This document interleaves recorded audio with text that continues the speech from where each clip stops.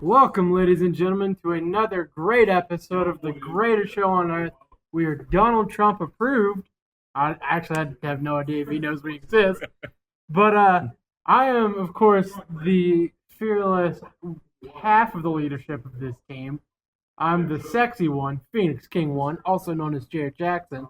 With me, as always, the other sexy one, Mr. Satan Fish himself, Jesse Daniel. Hello, everyone. And today we're also joined by our fearless lackey, Austin. Hey, how's it going? And of course, we have none other than the great Aloysius, Bubblicious, Dr. Reverend, Magic Master, Mark Evans. Good morning. I shouldn't say good morning, should I? Because what if you're listening to this and it's the afternoon? Right? So good afternoon, good evening, And good night. whatever time zone. your Yeah, time good zone. night. Just do like the Truman Show thing. Good. If I don't see you, good morning, good evening, good night. Just change your time zone. Yeah, just Yeah, just listen in the morning over your cup of coffee. wait. You know. Okay. Or over your cup of tea to our listener in England who listened to 5 seconds of our video before stopping. All right, way to go. What party? Nope, no clue. Just that it was in the UK and they listened to 5 seconds and they were done. Wow. Well, I mean, hey, you're now an international broadcast. That's right. There you go. Sweet. We have arrived. So it's been an exciting week here in the EMTX zone, aka the Avengers Hub, as I have heard my lab now called. That is correct. So we had our robot final on Thursday. Who won? I did because I got to fail everybody. And it's so much easier to grade when you just go F F F F F F. Nah, I would say that the real winner was that's hard to say because they were all atrocious on some level. But the one that I really liked was there was this massive behemoth one that would just like roll over everybody. And I can't remember whose that was. Don, do you remember whose that was? Ben 10, I know he was in it with the Hummer. Oh yeah, The Hummer one. the Hummer. It was pretty awesome to see. They were like, forget popping the balloons because that's the object is to pop the balloon. They were just to destroy everyone's robot. Well, I remember when we did ours, Jared, his team had a very similar idea, and just rampaged all over our poor, small, defenseless spaghetti up. strainer. It was great. we put we took like this like plexiglass, or I think it was either plexi or fiberglass, like fit slit, and we had to keep the back open so the other team could get our balloon if they wanted to. But I think it was either Lane or West that had the idea to build a wall, much like our fearless leader. Yeah, Donald Trump plug. there you go. Woo! Make America great again. That's the second one I've done today. I think I'm gonna end it too. Make robots great again. Make robots great again. But Hey, we need factory work. he shut up, Juan. But oh god, And we have that program here at Athens Technical College. we're getting Factory workers? We actually have a factory workers program where they'll teach you how to drive a forklift. They'll teach you about chains and commodities and things like that. Do they teach you how to deal with your job being replaced with automation? Well, no, but then that's where all of our degrees are warranted. So if you do get kicked out, you can come back here and take classes like emerging technologies Most of for free. I did not know that. Yes. That is an interesting aspect, Yeah. actually. Most of that would just turn into psychological therapy for some. Well, I mean, it's difficult. I mean, it's a new world. The world that I went to college in, and that your parents went to college in. The idea was you would go get your bachelor's degree, and then you would work at IBM or some other white collar job for 40 years. Get your wristwatch, retire at 65, and then go do what you wanted. And that world doesn't exist anymore. You've got to be what I like to call being a serial entrepreneur. We used to have this term called side hustles, right? Where you had your main job and then your side hustle could That's what be. Uber is now. Well, yeah, that's what Uber was. Uber and Lyft and the rest of them, they were basically side hustles. Well, now you know, you have to have a series of side hustles just to survive, you know.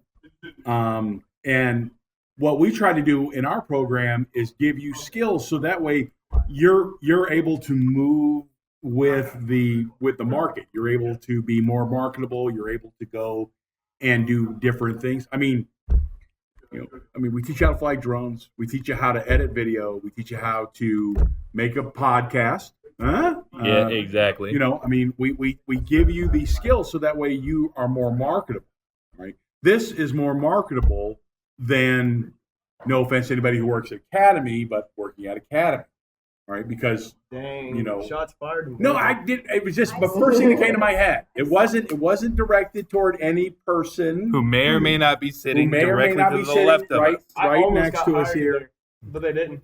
Almost, They're yeah. haters. What we're Almost what we're always saying counts is to bias. And hand grenades. Yeah, Don't forget and the hand hand grenades. grenades. Yeah. So, What we're saying here is bias by this podcast. well, Please. yeah. I mean, yes. I mean, that's what we want. We want you guys to start pushing the boundaries here of this new form of communication. You know, say what you want about the President of the United States, good, bad, and different. He understands the power of mass communication And branding. and especially branding. And his Twitter feed is, I think, the most followed Twitter feed in the world now. I mean, even more than the Kardashians. So I guess they need to make a new porn video so Yeah. that they can get their Kanye, where you at, man? Yeah, Kanye. I got a better idea. Let's just not let them continue. I'm okay with that as well. But, you know, pop culture references aside, right? It's a new world, right? We communicate much different, right? Sometimes in 140 characters limited, but Well, that's when you put like the 1, 3. And what, you sit there and then you write it out. You know, I mean, does the president have like a big legal pad right next to him? Like, oh, I'm going to write this, and then what? And then he counts it 1, 2, 3, 4, 5. Those are the funny thoughts that go through my head when I see that. Like, That assumes that the president knows how to write. oh, he knows how to write. We know that. Trump is gonna have fun trying to make executive decisions over Twitter. Well, I mean, so far so good. I don't know if you want to call it good. Yeah. I mean, say what you want about his politics, and as a conservative libertarian, I don't agree with everything that he's done. I do have like some stories that he is a nice man.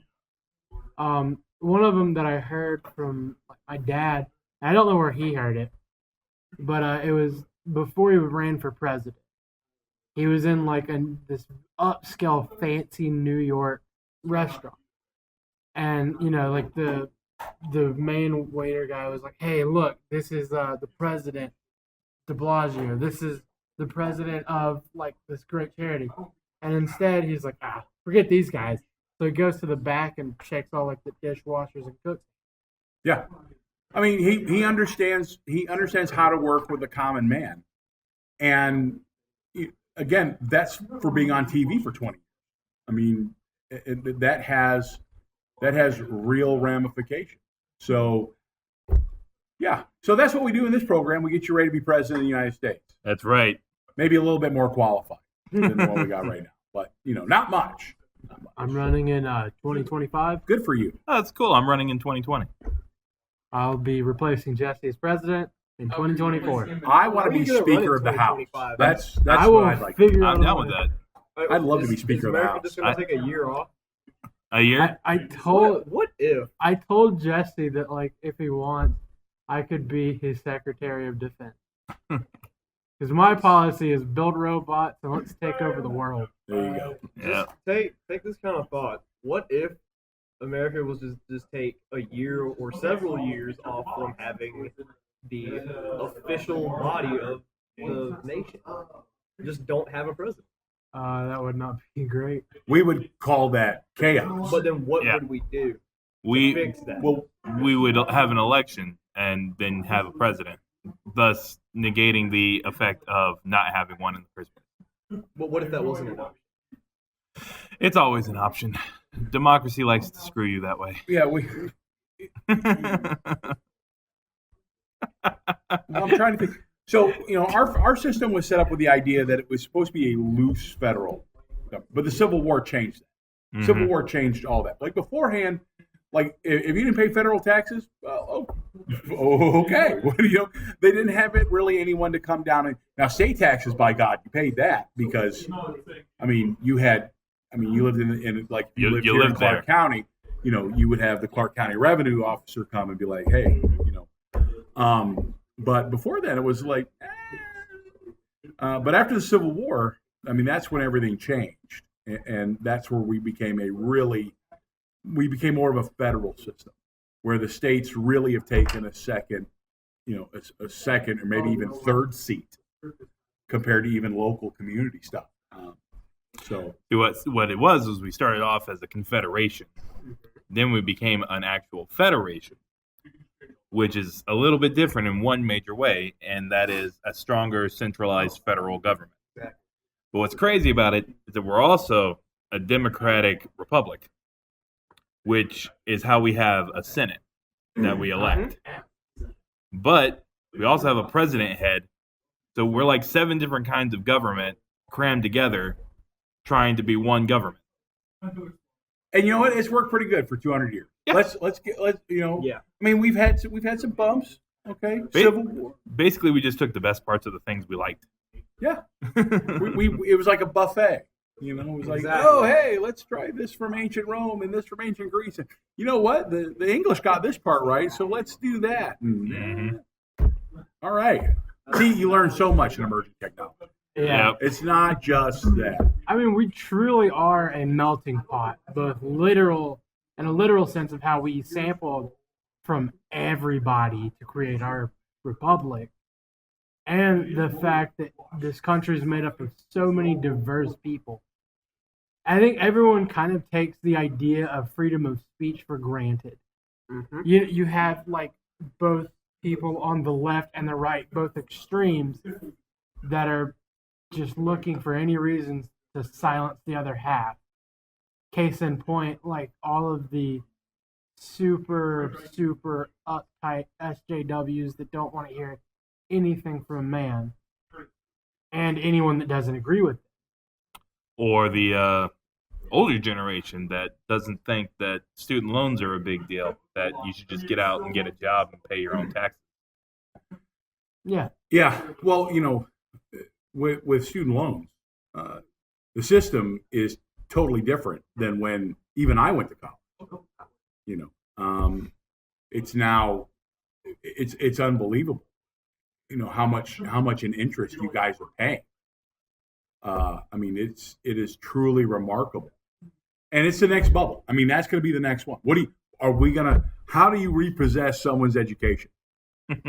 Okay, like we can repossess your house, and we can repossess your car, but how do we repossess you? I actually heard a legislator a couple of years ago saying, "Well, what we should do is we should make them indentured servants." And so, that worked out well with colonial Virginia. Yeah. Okay. Oh man. I mean, and they're like, they just don't see the problem. And the problem, again, is the college. I mean, we went from being institutions of learning and higher ed to this money-making machine. Oh, and for-profit colleges have become such a major problem, too.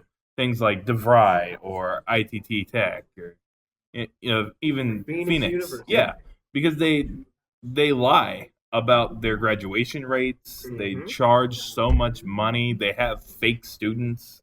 They catfish a lot of the time as well to try to get people in there.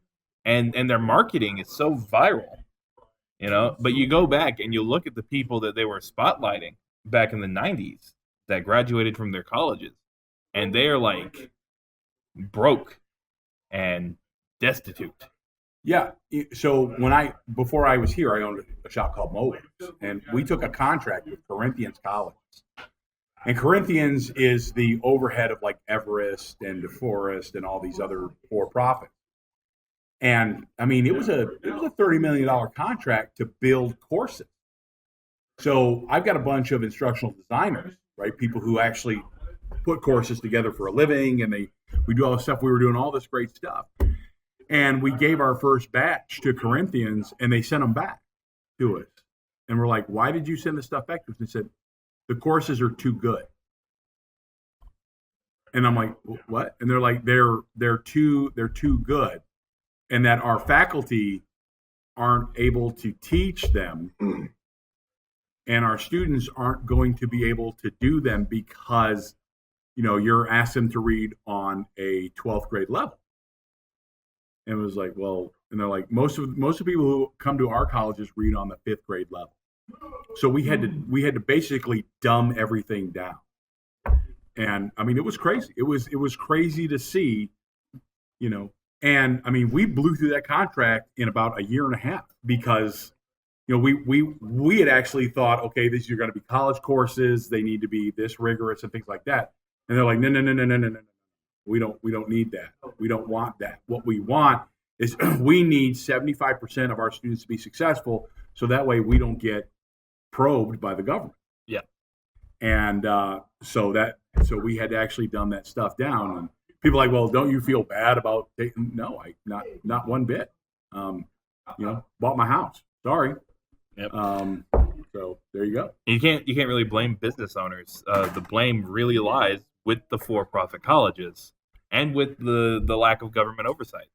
Well, I actually think it starts with the public university, the public universities and the public colleges, because they have made, with each state now has a version of the Hope Scholarship. And if you don't know what the Hope Scholarship is, it's basically if you go to high school and you graduate with a B average, the state will pay for your college.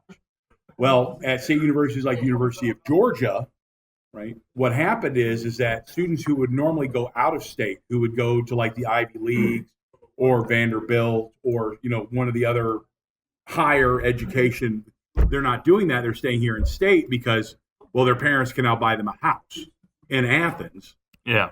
And because they don't have to pay for college.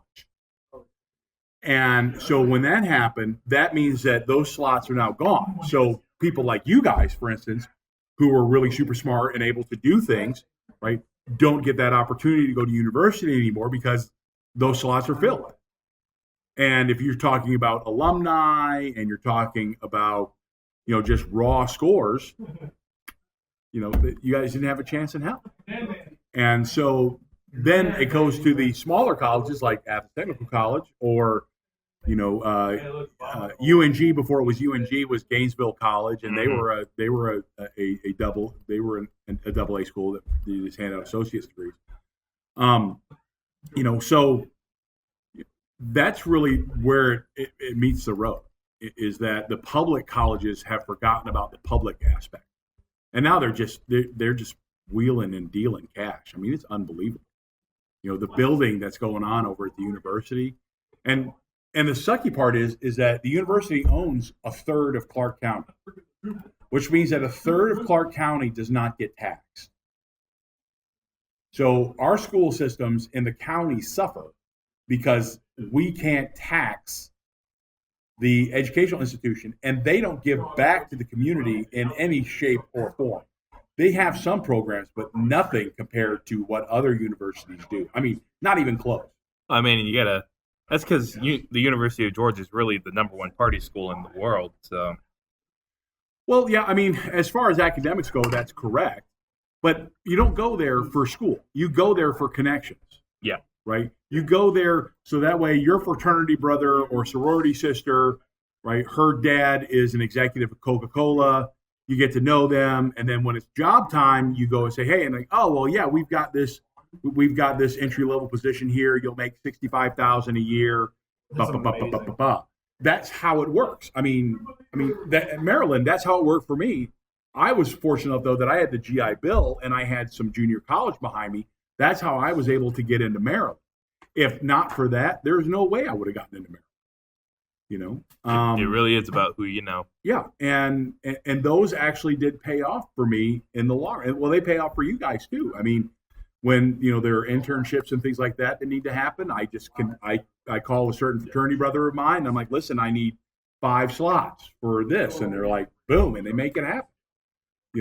So it really is that connection, and that's why I stress connections all the time. That's why I put you guys in groups all the time, and I know you hate it, right? But I love it. It could really be worse.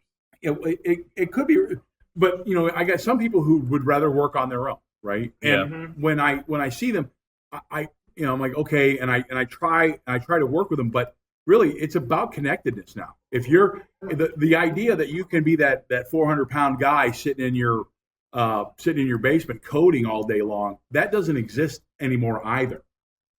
There will always be a need for coders, but you need to be able to have a conversation with someone and not be a jerk. Yep. And I think we all know of a certain student in here who is super smart and really good at coding, but has terrible interpersonal skills. And I've worked with that individual, and they have gotten a ton better. I mean, from where they were to where they are now, light years different. I think we can all agree on that one. So, well, we're going to actually start trying to shorten our videos a bit, and we're hitting the 20-minute mark now. So we're going to go ahead and tap out for now. We'll hit back again on Wednesday for another crack at this. Always a pleasure, Mark. thank you for having me. I appreciate coming on. And Austin was here. I mean, pretty much this episode was about letting you guys know about the emerging technology world. But we will have a more strict theme for Wednesday, and we'll get back to you then. You guys have a great night. And as always, have a great day.